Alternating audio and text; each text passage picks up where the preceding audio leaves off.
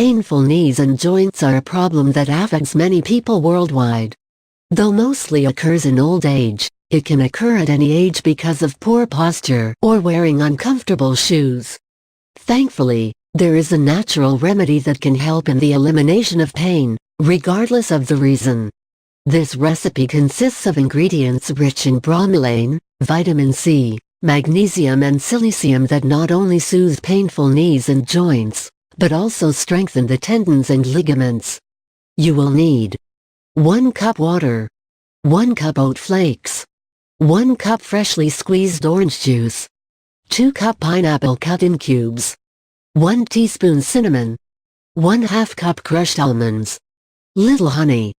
Place the oat flakes in a pot with water and let it cook for a few minutes over medium heat. Move aside to cool the mixture before adding it in a blender. Add pineapple, almond, cinnamon, orange juice and honey to taste in the blender and mix all well, adding a little water until you have the desired consistency.